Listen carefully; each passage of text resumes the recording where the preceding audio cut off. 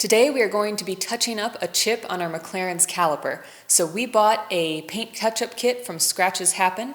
It includes primer, touch-up paint, which has the McLaren Papaya code on the top, as well as a clear coat.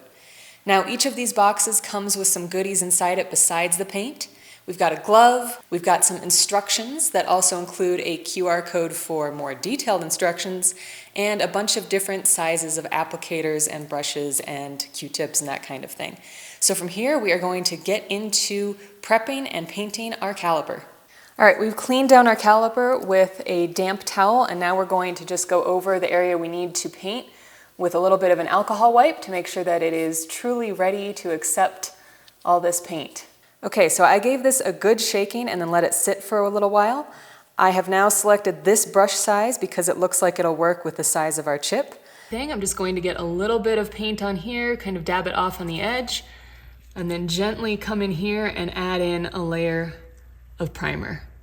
And I'm just kind of gently swiping, trying to fill in the space to raise the level of the paint. Alright, so we shook this bottle for a little bit and then let it sit here so it could level out. And then I went ahead and used the color test card and did 1 layer, 2 layers, and 3 layers so I could see what kind of thickness we might need on the car. Okay, we're going to go ahead and do our first coat on here.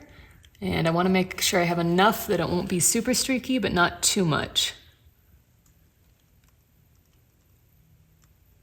All right, for these harder to get edges, I'm using a different tool that they provided and just kind of using it to get up in those edges.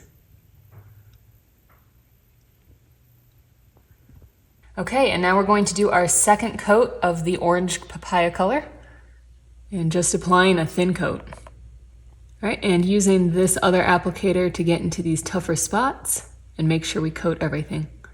All right, so we're going in for what should be our third and final coat of color. And again, just applying it thin and gently.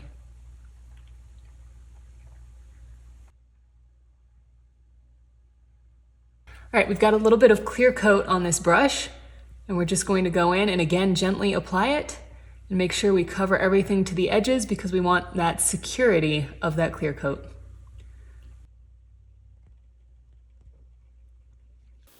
Okay, so we did 1 coat of primer, we did 3 coats of color, and then we did a clear coat on top.